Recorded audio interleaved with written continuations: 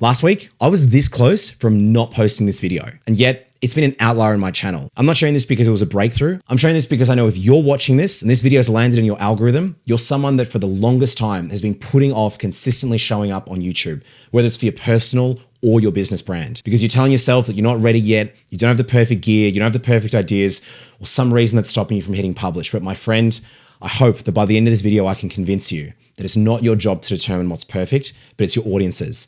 And until you have a system that enables you to make videos consistently, it's never going to happen. So I'm going to share 3 reframes that I've had that have helped me start my very slow and humble YouTube journey by posting 1 video a week ever since February without missing. And I hope it helps you do the same. So let's take things back to January to understand where I was at. I started the new year and I was sick of these empty commitments and New Year's resolutions that didn't come through.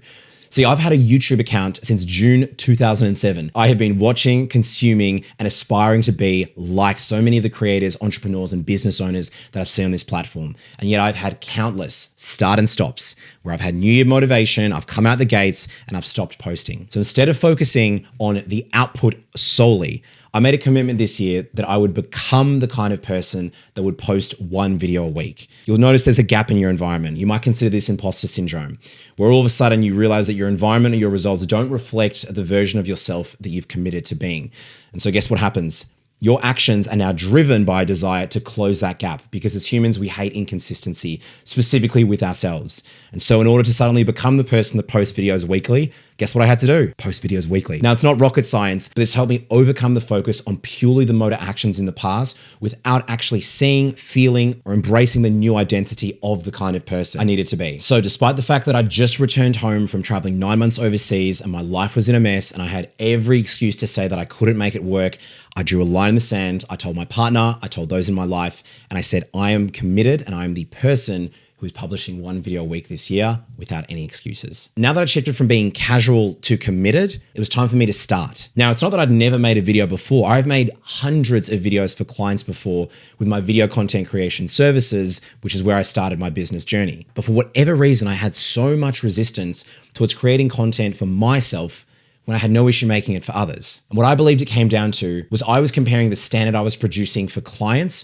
to what I was capable of producing for myself. But as soon as I stopped comparing myself to peers or some of the work that I was doing for other clients, I allowed myself to suck. As I've really embraced from entrepreneur, productivity expert, and YouTuber, Ali Abdaal, the first stage is to get going. So that means doing whatever you know you need to do to remove the friction, remove the resistance, whether it's physical, technical, emotional, mental, whatever it is in your life, to start putting videos out. Because at this stage, the aim is not to have a viral hit, to win Academy Awards, or to move mountains. It's literally to get in the game. The way that I started doing this, and you could literally scroll back to my videos that seem to have no real relation to each other, is I decided to start pulling stories and experiences from my day-to-day life. Literally, the first video I started this year with was me upgrading to this microphone because it was something that had just happened. It was new to me and I knew I could speak to it straight away as I was literally showing what I was doing. The week after, I'd been prompted by a student in my community who was feeling a little bit lost and unsure how to find their lane or know what direction they wanted to head to in life. So I recorded a Loom style video that I sent across to him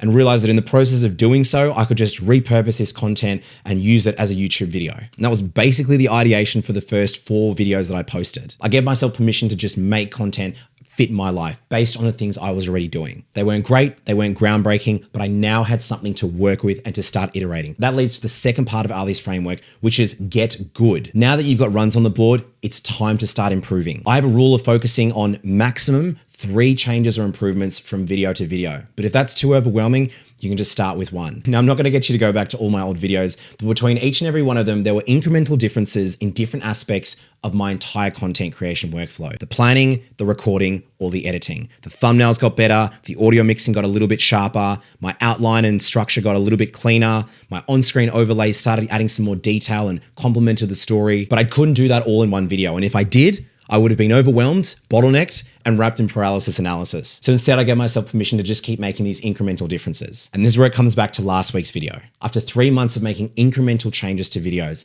I was now in a position where I could spend less than 30 minutes on a video, less than 10 minutes on a thumbnail, and resulted in a video that I just didn't think was my best to post. But I'd made the commitment to be the kind of person that posted anyway. And if I didn't do that, I wouldn't have got results like these. I wouldn't have got comments like these. I wouldn't have seen the value of all of the 1% incremental changes that each of my videos had made. Now, will I make a video like that every single week? Absolutely not. This one is probably gonna flop. Only time will tell. But I couldn't have produced a video like this as efficiently if I didn't have the stack of compounding experience from all of the months before that. And so to recap, the first two parts are to get going, lower the bar, and make it so easy for you to just get videos out there, removing any focus on metrics and performance. Just get your first 3 to 5 videos up on any topic you like. If you really don't like them, you can always unlist them, but this is just to get you in the game. Then number 2 is to get good. Focus on 1 to 3 incremental changes or improvements you can make for every video. It's that feeling you get once you publish a video and you go, oh, I could have, I should have, I would have done this differently. Use that energy, write it down straight away, or bundle up all of these notes, put them into a document. And so when you make your next video, you can keep that momentum of constant improvement going. And lastly is now to get smart. Volume creates data,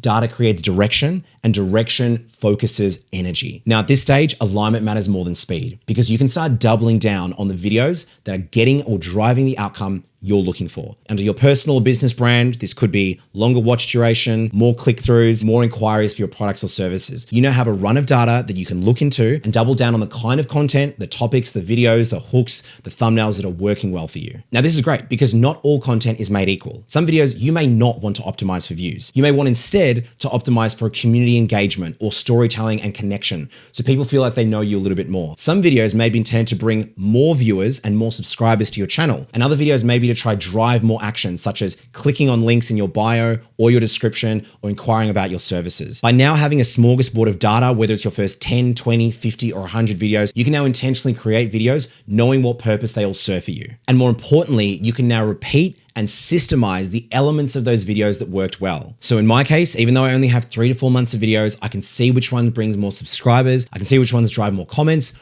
and I can see which ones get more activity for the links in my description. So my friend, to bring it to a landing, you're not just posting videos for your personal business brand.